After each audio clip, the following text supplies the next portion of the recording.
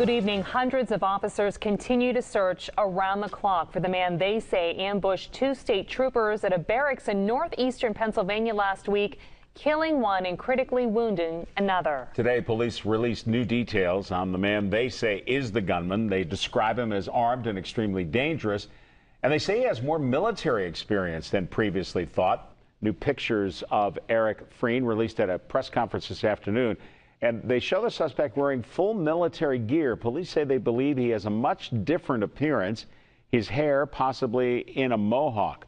Police say they've also learned that Frein's a member of a military simulation unit in eastern Pennsylvania, where participants assumed the role of soldiers from Eastern European countries, believing that's the frame of mind Frein has assumed in real life.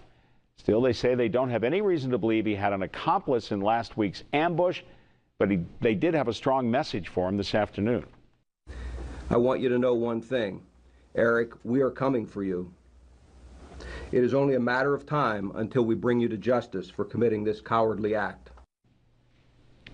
More than 200 officers from across the state searching for Frein around the clock. They continue to focus their efforts in Pike County. And that search hundreds of miles away from Cambria County, but it is hitting close to home for troopers in Ebensburg who suffered a similar loss 12 years ago. And Maria Miller has more on that tonight. Maria? Well, Marty, state police in Ebensburg have actually lost two troopers since 1982. And with the senseless killings across the state just 5 days ago, it's bringing back a flood of emotions and memories. They know how hard it is to stay focused while mourning the loss of one of their own. The Pennsylvania state flag remains at half staff outside the state police barracks in Ebensburg, Cambria County, 5 days after two troopers were ambushed across the state in Pike County. While Ebensburg is nearly 250 miles away, the incident still hits close to home as they've lost two of their own in the line of duty, most recently 12 years ago. It brings back bad memories. You know, you recall what happened here that night to what happened out in Blooming Grove.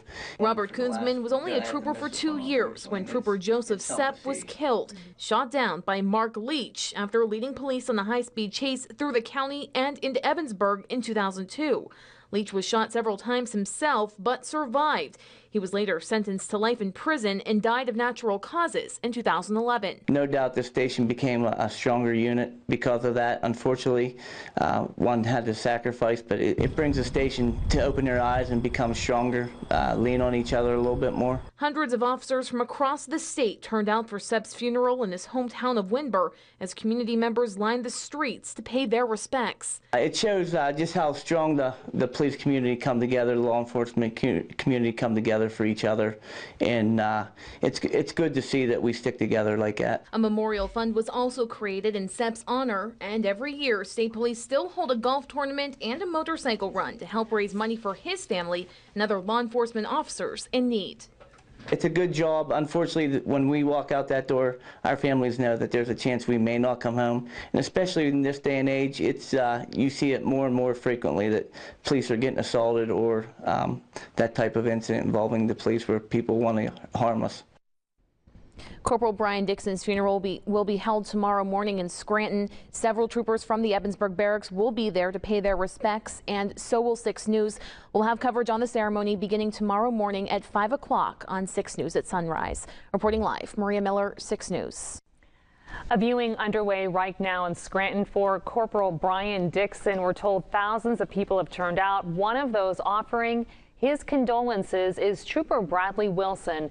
Trooper Wilson was critically injured last year after being shot twice in the neck while serving a search warrant at a house in Jefferson County. Wilson was supposed to receive the Pennsylvania State Police version of the Purple Heart today, but the ceremony was postponed because of an ongoing search for that suspected gunman, Eric Frein.